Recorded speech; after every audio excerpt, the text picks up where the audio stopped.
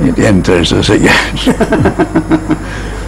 Is that what you would call a spiritual ego? That it's possible to kind of eradicate the ordinary ego? In the final stage we can say it is spiritual ego, but in the other stages it is really troublesome ego. Yes. Who obstructs us from our realizing God. But he himself has to disappear when our mind is perfectly purified and we don't want him anymore. But having realized our oneness with God, we can maintain a sort of ego, that is individuality, but that is perfectly purified individuality, absolutely harmless individuality. This is for the sake of playing this game, as they say, Leela of God. We assume the position of a child, look upon God as our mother. That is during the spiritual practice also, but this is even after realization. You take the position of a child, look upon God as your mother, and happily engage yourself in these day-to-day activities. I've been very blessed by deciding to make this project of going to meet and interview people, and what you've just said is what I find, that each of these people are expressing God, and yet each one is doing it in a very individual way. Yes. It's the same truth, but spoken and experienced in a different way, That's individual way. Correct, because God is infinite. He is a diamond of many facets. We can only see him through one facet, and we can only explain about one facet. He has many, many facets, so people who experience different ways give different experiences in different languages. And nobody can be perfect also. Nobody can say we understood him completely, because he is infinite. Could you say something more about Leela? You mentioned the word Leela, divine playfulness. That is the way devotees look at the world. They don't consider the world as an illusion or non-existent. They consider the world as God playing this eternal drama. He himself has assumed innumerable forms to play his drama. He himself is the player. He himself is the witness. And in the innumerable parts he has taken, he assumes individuality in every form. That means he forgets himself, forgets that he is God himself in different forms because of his own illusory power. We call it Maya. So he plays this different, eternal drama, taking innumerable parts himself. And who is the witness? He himself is the witness. This drama goes on eternally.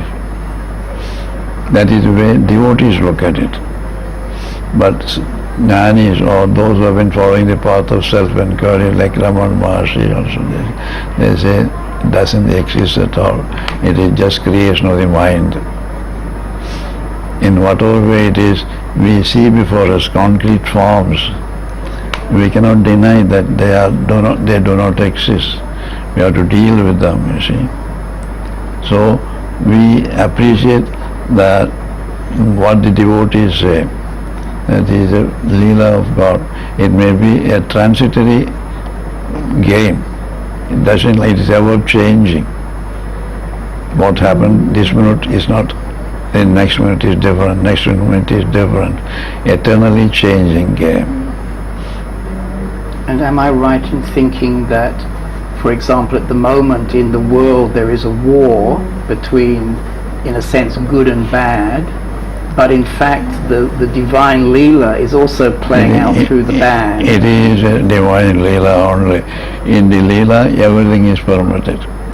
In a drama, we have tragedies, we have comedies. And we appreciate every part played in the drama. We congratulate them when they come out. If one person plays the part of a robber, if he does it well, when he comes out, we congratulate him. Oh, you've done your part very well. Like that, in this Leela, everything is possible and everything is necessary. But why, the question may arise, why should there be suffering in the world? The answer is, who is suffering? If we understand who we are, then there is no suffering. It is only the body, the part we are taken. Say, we are playing the part of a robber. Somebody comes and shoots him. A policeman comes and shoots him. He falls down on the stage. Is he really dying? If at all, the external body is decaying. It affects only the external body, not his soul. So we are eternal, and we are deathless, we are birthless. The body, we have taken a body which has birth, which grows, and which decays in due course. That is the eternal Leela, as we call it. What happens to the body does not affect us really. That is why this is called eternal Leela of the God. So there are different answers about the existence of the world. Some call it illusion, some call it, because you look at it, say it is only manifestation of God. God himself manifests in different forms. It is solidified consciousness, they say. Consciousness solidified. Like you see icebergs. What is iceberg? Water turned into a different form, transformed into solid, is ice. They are not different. So the universe of names and forms is not different from the self or truth or reality. It means he himself appears as names and forms. So the names and forms he has taken are not different from him, as the ice is not different from the water. That is why they say everything is God. Our scriptures say, Sarvam Kalvidam Brahma. Everything is Brahman. There is nothing but Brahman. But because of ignorance, we see them as diverse things, as different things. When our our vision is purified, we see them as forms of God himself.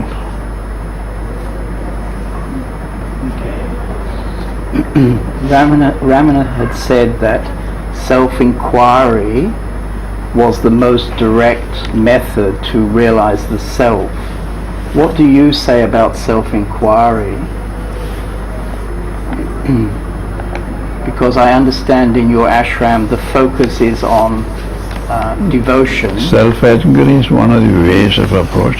As you see, it is a direct way of approach. But there are other methods also in the path of devotion. Even in the path of devotion there are many types of devotion. Many types are there. Say in our case, we take to the chanting of God's name.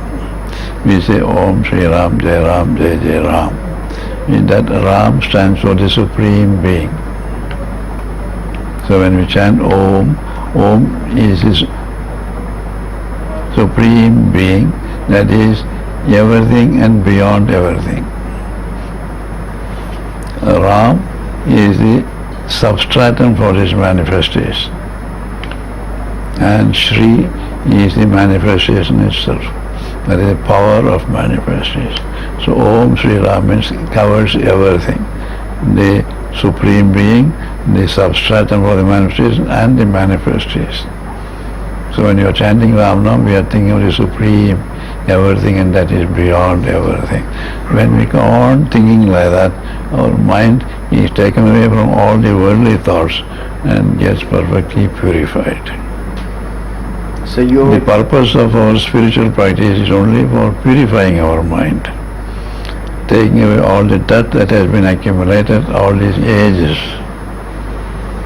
So you find that when somebody sincerely chants for a period of time, then their mind empties and they become sattvic. It becomes sattvic, their mind. I'm asking that when somebody is chanting for a period of time, there will come a time when their mind simply becomes quiet, sattvic. Yes. If they do it with concentration. Yes, yes. That is more important, you see. Chanting of the name simply is not sufficient. You must do it with love, devotion and concentration. Right. We may chant the name, our mind may be thinking of something else. Right. That is why they say when we chant the name, we must keep the mind engaged in the attributes of God. That is, He is all-pervading. He has become the entire universe and He transcends everything. He is seated in everybody's heart. These are the attributes of God. We can also say He is all love, He is all compassion, He is all mercy. These things must be working in our mind so that our mind does not stray away from the path or think of material things. If this is done, the progress will be very fast and the mind will become very pure. And when somebody stops doing the chanting, does their mind come back? It comes back until it is perfectly purified. When it is perfectly purified, it has nothing to think of. It stays quietly for quite a long time. Stillness of the mind.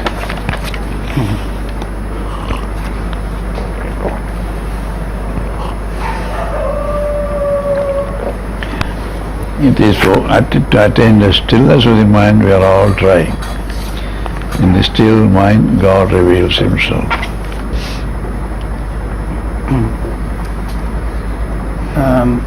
When Ramana was asked, when will the realization of the self be gained, he replied, when the world, which is what is seen, has been removed, there will be realization of the self, which is the seer. What is the true understanding of the world? The world we see now is full of diversity. We must practice seeing the unifying force, the unifying spirit, that is the substratum for this entire manifestation, that it is self or the reality or God, whatever name you may give it. Just like you have a cinema show here, you project the film on what? On a white screen. That white screen is a substratum for this manifestation. And what is going on now here in the universe is the film, the picture moving. It is always moving, but the screen is permanent. The substratum is permanent. If we know that what we see in the world is moving on that which is not moving, then we have realized the truth. Then we do not see the world as such. We see it only as a moving thing in the unmoving or immutable existence. Then the world it has a different shape for us. We do not see them as we see the diversity. We see them as one, not as diverse things. Jnanis do not say that they don't see the world, because they are moving, they are eating, they are taking, they are talking to others. They cannot say that they don't see the world at all. They see the world, but they don't see it as world. They see it as the moving names and forms on the immutable existence. Or devotees use other language, they see the world as God Himself. As our master has written a book, World is God. Others see world as world, but saints see world as God. And how to remove the world. How to remove the world. How should we? To remove the world. Remove the world. We don't remove the world. We see the substratum. That is, we see God. We see the world as God. The world as world is removed. World as God remains. World does not change, except, of course, when you sit in meditation and lose yourself, use your body consciousness, and are merged in that unmanifest aspect. That is only for a short while. And when you sit in a state of samadhi, you forget your body, you forget the entire world. You are merged in that unmanifest aspect of God, your own self. There the world does not exist for us. But when we come back to world consciousness, we see the world, at the same time we maintain that consciousness, that stillness, that peace and bliss absolute. That is the state of all the saints. The world does not run away from us. The world is very much with us, but in a different form. Right. I think that's a very important understanding for the people who are still devotees, who are trying to achieve jnana. This is a very important statement you just made. Because it has been suggested that the mind must be destroyed for liberation to occur. It's not destroying the mind, it is purifying the mind. Right. When the mind is purified of all the dirt, all the vasanas, all the desires, it is Atman itself. Right. So for example, you have a mind. Can I ask you, you have a mind? As I told you, I have not become a Jivan Mukta yet. Nobody will believe you. Nobody in this room will believe you. That's a fact. So, when the mind is not existing, mind full of waves, full of thoughts, still persists. When the thoughts completely disappear and the mind has completely merged in God, we can say we have realized the truth. Till then, we have no authority to say that. How to destroy the mind? One of these sadhanas to be prescribed: self-inquiry or taking God's name. Purification takes place and all the thought waves disappear. Mind becomes perfectly pure. It's not destroying the mind, it is purifying the mind. Right. Thank you.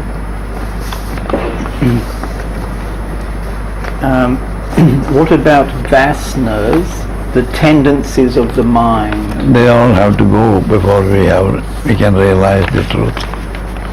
There are the dirt accumulated during ages. So can you say that these vasanas have come with our body into this world? That we came with these vasanas? We must have accumulated for ages. We must have come with all those vasanas.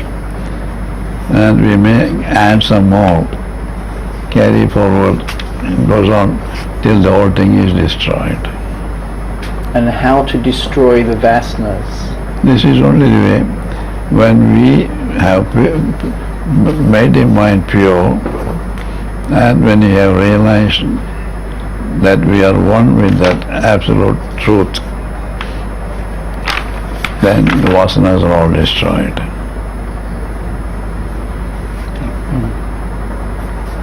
So in a sense it's a constant purification. Yes, it's a constant struggle, keep the mind perfectly pure.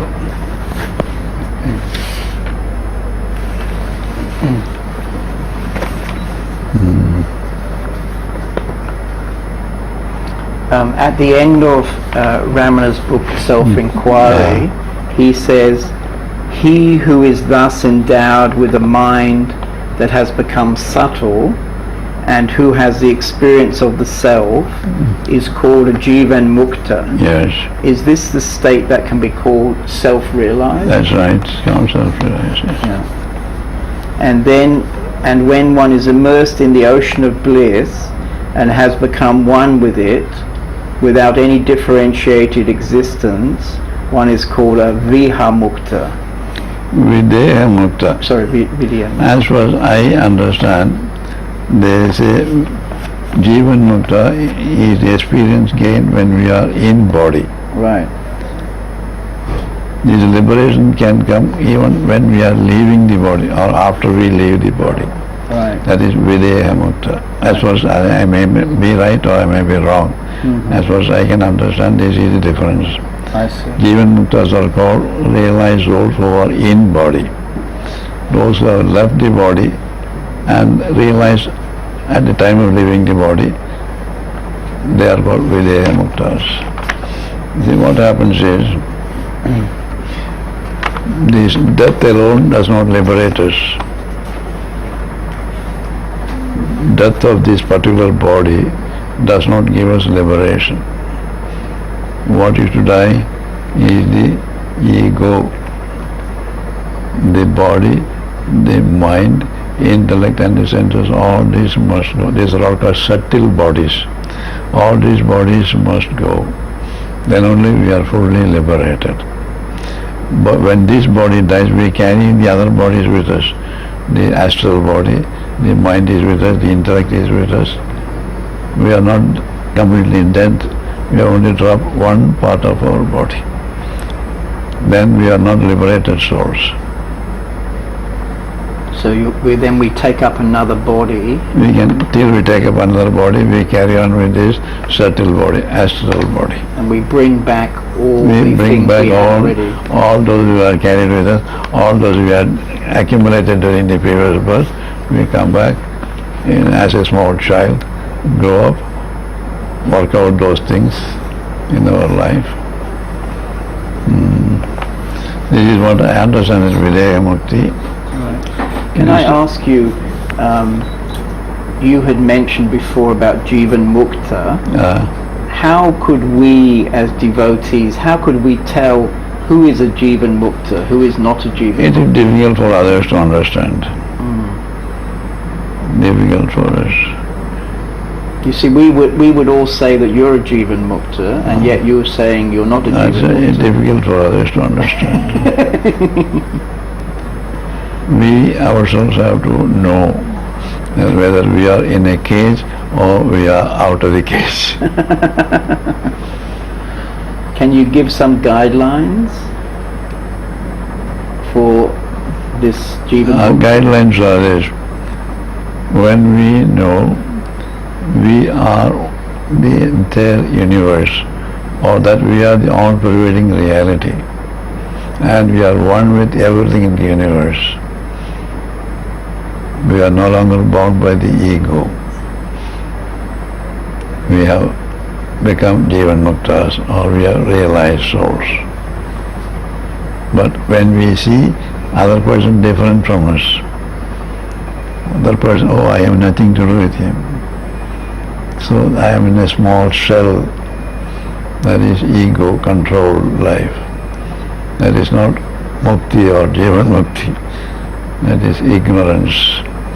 So when we have to get out of the ignorance, we have to break the small shell, get out of it, embrace the entire universe and beyond as our own.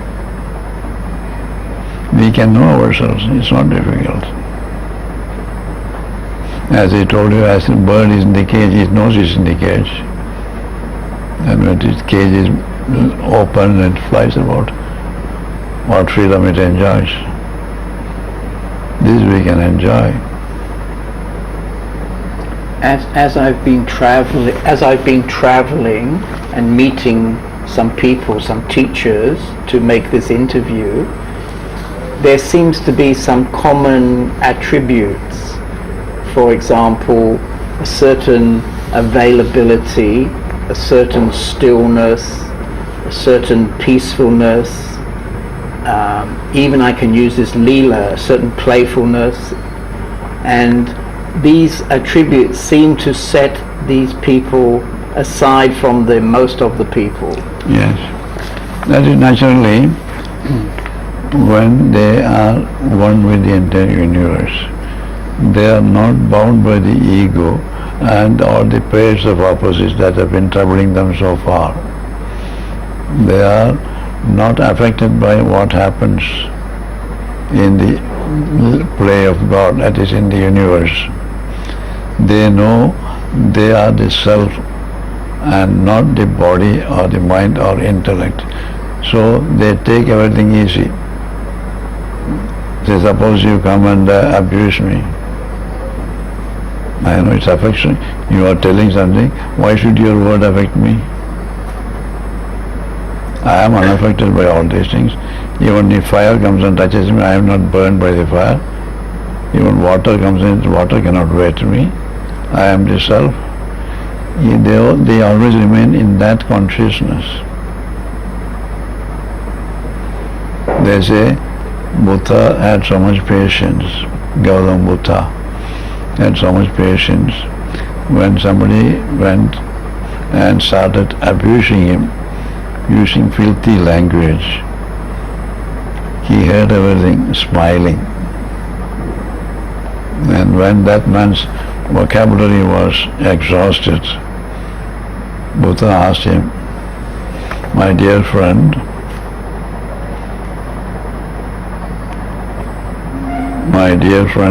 suppose you bring an apple and offer it to me.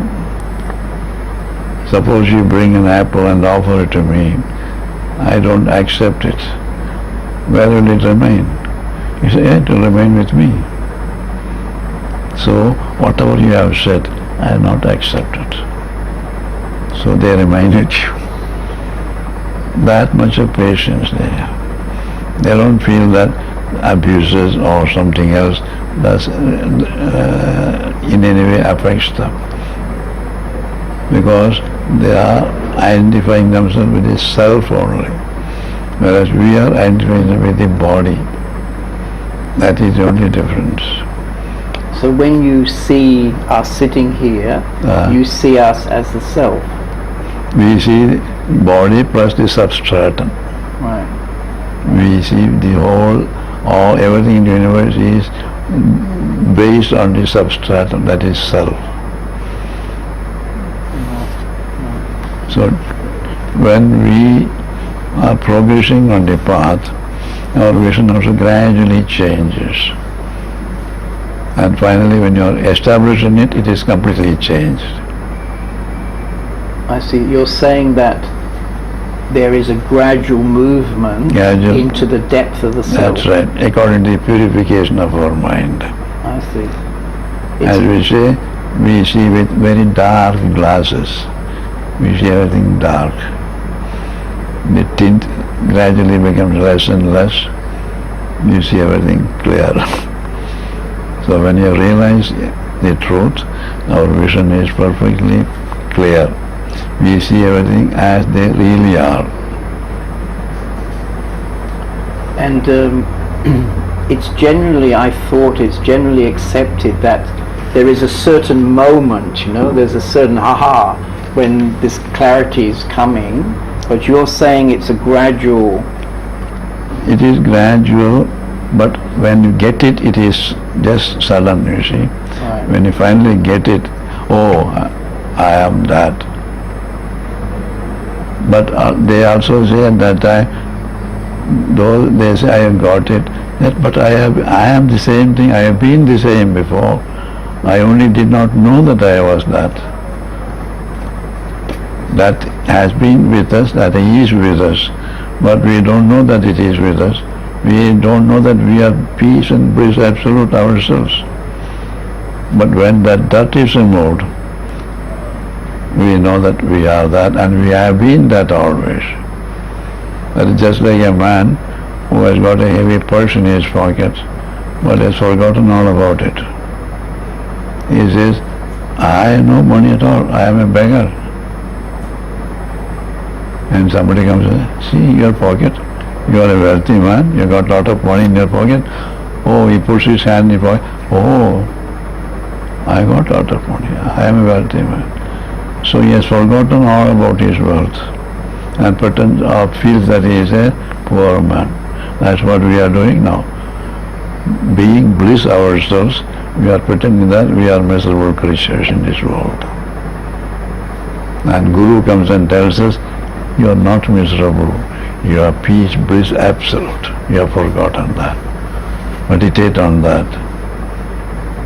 You will be able to realize your own self. That is absolute, immortal, peace and bliss. Guru has to come and tell us. And then you're saying that when he comes and tells us, if we have done the purification of our mind, if we're ready, then you're saying there is a moment of aha, which is a recognition of truth. That's correct. And after that recognition of truth, we see clearly. Right. But is there still a kind of, I can use the word, deepening into the self, even after this aha? You see, one who has realized the truth, he is oneness with the all-pervading reality. He can say, I am bliss myself. But still there is another stage. He has not accepted the entire universe as the form of God or his own manifestation. When he comes out of that stage, as I said, above body consciousness, you forget the world, forget your own body, and are immersed in this self. Peace and bliss absolute. There you enjoy the most blissful, have the most blissful experience. Now, when you come out of it, you are mixing in the world. You are not accepting the world as the form of God, as the form of your own self. So the mind is disturbed there. The mind wants to go back to that stillness because it is not the fullest realization. Now, after further spiritual practices, you realize the manifestation is also his own. It's not different from him. Then we can say fully established in it. Then he is full of peace and bliss, whether he is active or he is still. Whether he is in meditation or whether he is active, he is enjoying that peace and bliss. So are you calling that enlightenment, and the first aha is self-realization? Are you saying that there are two different, I don't like to use the word states. You mean to say enjoy the experience first? That's what you mean? I'm saying that at the moment of aha, when you know that I am the self, that is self-realization. Right. And then later, you accept the entire universe as a manifestation of God, that you get established at that. And you call that enlightenment? Yes. That is full enlightenment. Right. But those who do not accept the manifestation as God or manifestation their own self still can be called Jivan Muktas, because they are liberated souls. As long as their ego has merged in the Paramatman or Parabrahman, they have no more birth, no more rebirth. So they can be called liberated souls. But that is not fullest realization, in the sense they have to accept the universe also as the manifestation of God. They have to live and move in the world accepting everything as God himself. That is called first one is the Nirvikalpa Samadhi, second one is the Sahaja Samadhi. That is called Sahaja Samadhi. First stage they call Nirvikalpa Samadhi, where they lose themselves. They forget the body, they are merged in the self, oblivious of external things. But they have to come out and accept the entire universe as the manifestation of God. They live like children, that's free, liberated souls. But apparently they are like ordinary men. You cannot find any difference in them, except that they are always blissful. That is the only difference. And that is called Sahaja Samadhi. So in a sense, that's the natural state of a human being. Natural state. It's nothing really special. It's actually our most simple. There is absolutely no effort for them. Whatever they do is spontaneous. They have completely eradicated the ego. It is God alone who is working through them. That is what they say, God is working through them, God is working through me, God did this through me. That is what language they use. I does not come there. The small I is gone completely. And would you say that this is very rare, that there are very few people who achieve the second... Very rare. That is the highest attainment, and very rare persons have that. Two of them are there. The only great privilege we had was to live with them for some time.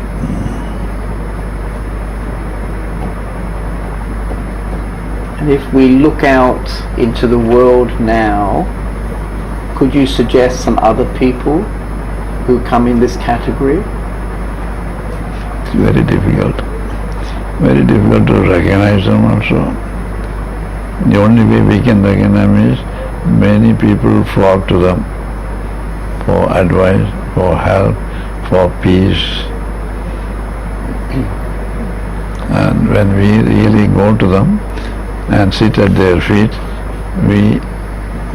somehow our mind becomes still.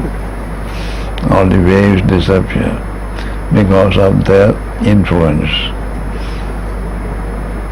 And when we get that experience and an unearthly peace dawning in us, we can say he is a Jivan Mukta, he is a realized soul, he is in Sahaja Samadhi. That is the only way we can find out. And is it likely that there are in fact many other people we don't know about them? They are just living a very simple, ordinary life, day by day, not attracting anybody. There may be not known to the world, but where there is a drop of honey, ants go there. We're the ants. You cannot avoid that. It's 44 minutes if you want to change the side of the tape. We've come to 44 minutes. So one side of the tape is... almost over. Yes.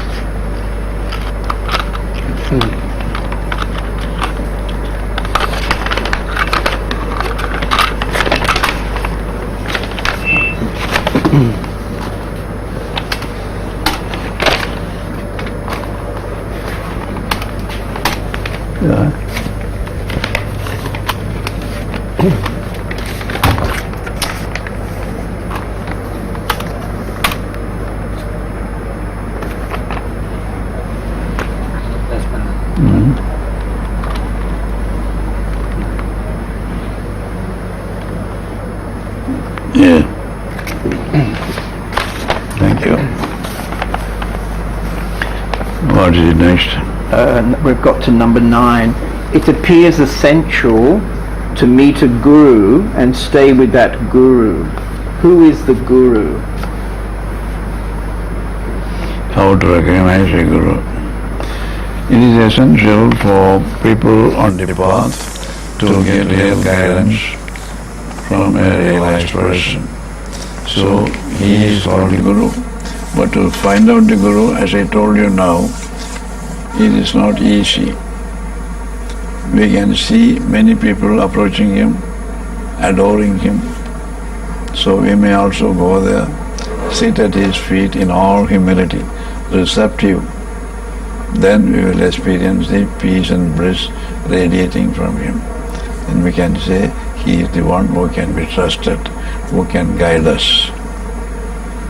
I accept him as his guru and serve him, love him, take guidance from him. But we should not stay with him too long, as they say. Take guidance from him. When we stay with him too long, what happens? We start finding faults. First we consider him as a divine, and staying too long, we may start finding faults and see only that he is a human being. Then it's not good for a spiritual aspirant. So they say, stay with the Guru for some time, go away and practice your independently, alone somewhere. That is more beneficial. But come to the Guru often. Right. Get So you're not suggesting going to another guru, you're suggesting spending time alone. Staying alone, that's better. Yeah. Even if you have to go to another Guru, look upon him as manifestation of the same truth. Guru is only one, but forms are different. Guru is God himself, that is the way we should look upon him. Even if you have to go to another saint, take him to be another form of your own Guru. What tends to happen is that a devotee will stay with one teacher until either, as you say, he sees his faults, or the teacher shows the devotee something he doesn't like, and then the devotee finds fault, and then perhaps he moves to another teacher. And that happens, many times it happens, but it's a fall actually, and you have to get up from it. Take some time, waste of energy. So it's important to Sometimes one life is wasted. Going from teacher to teacher, not wanting to look this way. So it's important to stay with one teacher. Stay with one teacher, cling on to one teacher, do sadhana independently, sincerely, perfectly, as guided by him. Somebody wrote to our master, I was told about you, your greatness. Now I had taken initiation from a saint 10 years back. As I find no improvement, I think of coming to you and request you for initiation. He also added, I asked my Guru for permission to go to you. He wrote back to say that it is all right, you go and get initiation from Swami Ramdas if it is going to help you. But one thing I can tell you, if you had followed the instructions I had given you at the time of initiation, you would have felt no need to go anywhere. So Papa also wrote back to him, our Guru has said perfectly correctly, if you had followed his teaching perfectly, you would not have felt the need to go in search of another. Even if you take initiation from Ramdas and do not follow the instructions, nothing is going to happen. You are not going to benefit in any way. So what is required is, on the part of the spiritual husband, to implicitly follow the instructions of the Guru. Sincere, intense sadhana is essential. Without that, nothing can be gained. So in a sense, what you're saying is that whatever the practice, devotion is needed to the Guru. Devotion is needed. So the bhakti path is always necessary. Right. So what you're saying really is that it's very important for the devotee to find the right Guru. Yes. And it also has been said that when the devotee is ready, the master comes. Right. Is that your experience? That's right. So it's not really necessary to look for a teacher. You may be in search of a teacher, but when we are sincere on the path, we pray to God, oh Lord, guide me a teacher who will give me directions so as to enable me to reach you. As the prayer goes on, till he gets a teacher. And now it is God's responsibility to either bring the Guru to the disciple or take the disciple to the Guru. Somehow they meet and he accepts him as his Guru. The spiritual practice begins.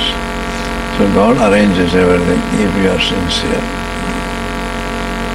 And by sincere, you mean a single-pointed desire for liberation. That's right. That is when we are groping in darkness, we don't find how to open the door, so dark. What do? Oh Lord, I don't find the way. Please guide me, please show me light. Like that. Please send somebody who can guide me. send somebody who can show me light. That's our prayer to God. Then we come in contact with the Guru.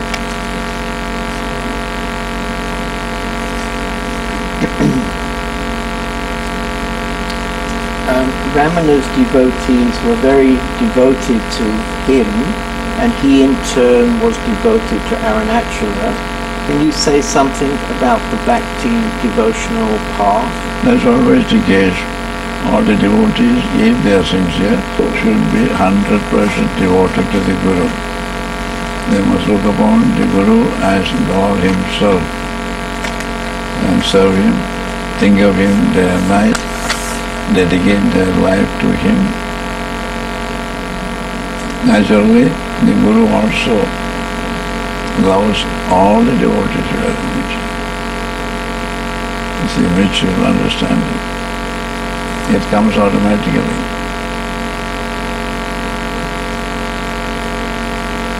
Devotion of the devotees please the Guru. They say, the devotees, sometimes the devotee comes and asks, what can I do for you? What service can I do for you? The Guru doesn't want any service. He says, do your sadhana properly. Means, think of God constantly. That itself is sufficient to make me happy. That is what they want. They don't want any other service. What does the Guru want from the disciple? What does the Guru want? What does the Guru want from the disciple? Guru wants devotion. Devotion to God. That's what he wants. The Guru is very much pleased if the devotee thinks of God day and night. That, how can he understand it? He simply say that I am devoted to God is not sufficient. When I am devoted to God, I think of God always and I love everybody. I serve everybody as far as possible. That also must be seen in our life. Then only the Guru will be pleased. Simply say, I am devoted to God. I don't like my neighbor. I don't like my brother. That's not devotion. If he is a real devotee, he loves everybody. Because he sees God in everybody. Yes. He is not only everybody, every creature. Is there a danger that the devotee will become too attached to the form of the teacher? That is also a danger, but from the very beginning, the Guru hammers on the disciple that he should be looked upon not as the body but as the self. They always say, don't get attached to this body. This body may perish one day or other, then you will feel bad about it. But be attached to the truth within this body. Cling on to that truth, not to this body. They always hammer on that. But in spite of all this, some devotees get attached to the body and naturally they feel the separation so much and the Guru drops the body. So from the very beginning, if you are trained to get attached to the spirit in him and not to the body, you will not be unduly affected when he drops the body. You will feel that he is within us. Yes, it's interesting when Ramana left his body, or when he was about to leave his body, his disciples were very upset and asking him, don't leave, don't leave. And he said, where could I go? Oh, I am here only. I am here only. I am in your own heart. Right. And so the true devotee will understand that. That will be his experience. Right.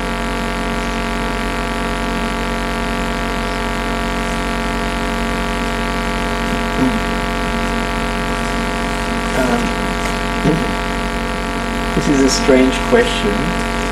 Seekers often have curious ideas about the enlightened state.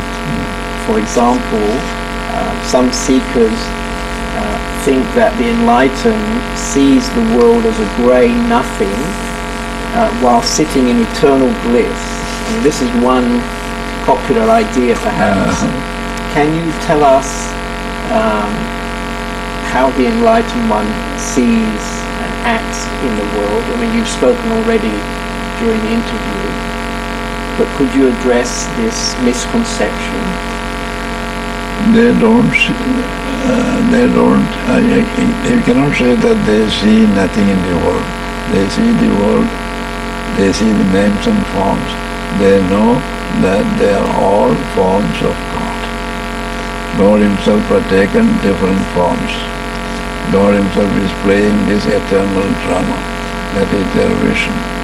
They are conscious of the physical part of the universe as well as the spiritual substratum. That is the, what they call, base for this manifestation. They are conscious of both. Those who realize the truth abide on the self and engage themselves in activities. And is it necessary to always be in bliss, or in fact will there be different emotions coming and going? They are established in their own self, but when they see something wrong, they may feel bad about it. When they see something good happening, they may be happy about it. This is part of the nature, and they are witnesses of what is happening in the nature. They don't identify themselves with the universe or with the nature, but they remain as witnesses. But at the same time, they can express happiness or sorrow. Many people feel, and even I used to feel when our Papa used to say, Ramdas is sorry to hear about the passing away of your father. I used to ask Papa, why should you feel sorry when you know the truth? That everything passes away. Oh, even that is all right. That is belonging to nature, that belongs to the play. That is possible. So these expressions of different moods are also possible in realized souls. Though at the same time they remain perfectly safe in their own self, always peaceful and blissful. But they can be angry also? They can be angry. Their anger is called righteous indignation. It is harmless anger, to set others right. When our mother was seriously ill before she passed away, I used to ask her, Mother, how are you? She said, the body is suffering a lot, but I am perfectly peaceful and happy. That's what she used to mark our lips.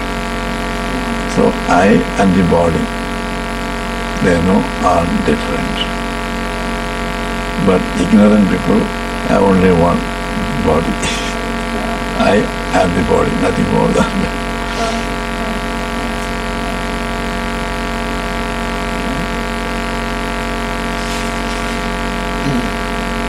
So during the course of this interview, you have very clearly set out a way, but as a last question, if somebody came to you with a passion for awakening, what would be your short advice to that person?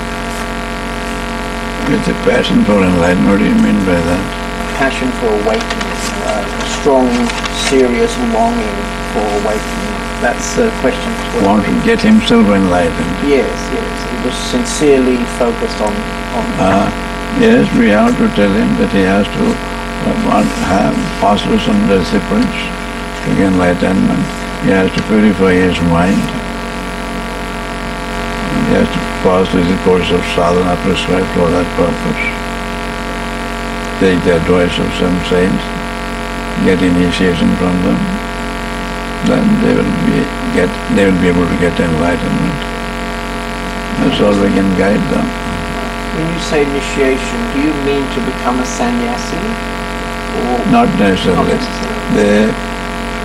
When the aspirant goes before a saint and asks for spiritual help, he says, you chant this particular name of God or some particular formula which he should repeat always for the purification of his mind. That is called initiation. Initiation to the art of sannyasa is also called initiation, but that is at a later stage. First he gives him a name to be chanted regularly, constantly, for the purification of his mind. Then when he is purified to a certain extent, he is initiated into the order of sannyasa, if he is fit for it. That's also called initiation. Before we close, Yes. I'll read one paragraph written by our master about what a saint is. Just I took this and I found who is a saint. A saint is he who has attained the eternal, lives in the eternal, and has realized the eternal. Called the great reality by any name, the eternal, God or truth. Such a saint is a veritable blessing upon this earth. By his contact, thousands are saved from the clutches of doubt, sorrow and death. He lives what he preaches and preaches what he lives. He exerts a wonderful influence and creates in the hearts of ignorant man a consciousness of their inherent divinity. He awakens the sleeping soul into the awareness of their immortal and all-blissful nature. By his very presence, he rids the hearts of people of their base and unbridled passions. The faithful derive the greatest benefit by communion with him. That is what a saint does. I think you have amply done that tonight. Thank you very much. It's been very beautiful to talk to you. Thank you. Very clear and very heartful. Thank you. Om Shri Ram, Jai Ram, Jai Jai Ram. Could I just take one photograph just to have a portrait? All right. Om Shri Ram, Jai Ram, Jai Jai Ram.